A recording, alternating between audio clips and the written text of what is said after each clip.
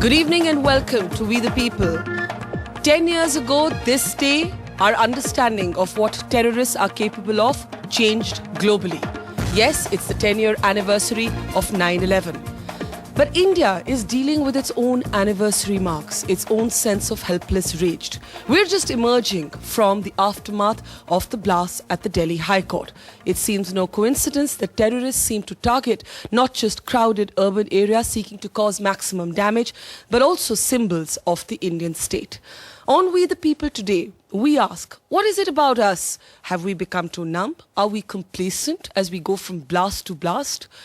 Is it a systems failure or a lack of political will? Would a stronger anti-terror law make a difference? And also, most importantly, we're going to look at the American experience and ask ourselves, what could we learn from the United States of America?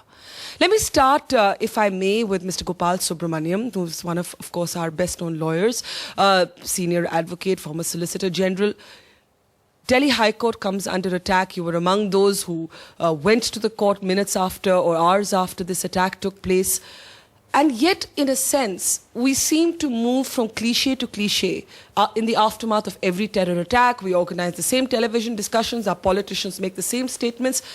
And there's an absurdity to it. After Mumbai, you hear Maharashtra's chief minister saying nobody signed the files to install 5,000 CCTV cameras. After the Delhi High Court, we're hearing the same thing. Given the paralysis of response, do you have a sense that we're losing this battle, or is that too much of a generalization?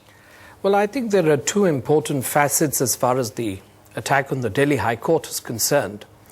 One is the choice of the court as an institution which is being attacked. Yes. It is one of the most important institutions in a democracy, which is the court, because it is the court which is ultimately the custodian of the Constitution as well as the rule of law. And you're seeking to have an attack in the almost, shall we say, in the premises which are abutting the court. And I think it's a very serious point, which erodes the character of the state, and the state as a protector. And it also has a certain question mark on the ability of the state to be able to protect constitutional institutions which require to be secure. Because unless these institutions are secure, people who enter them, ingress, egress, and those who actually plead cases, they have to feel secure. So it is an important context. And is there a sense, as you mentioned, that we don't feel safer today? We don't feel safer. After Mumbai, for a while, there was a sense that our systems had changed enough to give us an enhanced sense of security. But unlike in the United States of America, where, by the way, they're also grappling with a new terror threat on the anniversary of 9/11, but even then, here there was a sense right after Mumbai that we were safer for a while. That sense seems to have gone away now. I think it's purely fortuitous to have a sense of comfort and security, because it's just that you don't have a terror attack, say, for another 2 years or 2.5 years. That really can't assess how well the security apparatus is functioning. I think we have to have more internal structures to be able to question, interrogate the quality of security assessments which are taking place.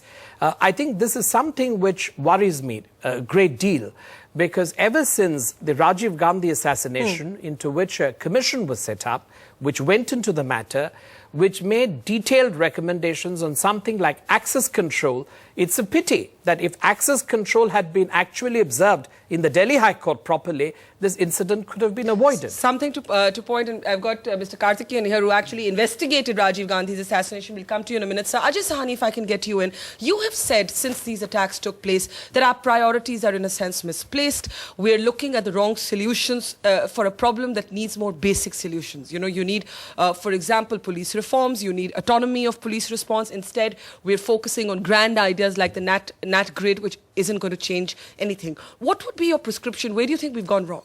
You see, even when we speak of police response, I would say police operationalization and independence. I would say stop treating security as something you can divide into little boxes and have very good and efficient responses for counterterrorism, while the entire general policing administration is in a state of disarray. You've got to do what, in a sense, the Prime Minister articulated 6 years ago, when he said that you've got to bring the beat constable back into the vortex of our counterterrorism efforts, otherwise we will not succeed. The beat constable is a symbol. We're talking about grassroots policing and intelligence, and that structure has been completely dismantled. I'd make one more point over here, that we try to protect our cities by, sort of compounding layers of layer security. upon layer of security. Yeah. You cannot protect your cities if your hinterland is unprotected. All these crimes are today being planned in the Mufassil towns, in the villages. Areas, the villages. Our police administration in these areas, and especially in the rural areas, simply does not exist. Even very, very basic units which were in existence decades ago, like the village watchman scheme, which was really integrated into the local police network, passed daily information upwards.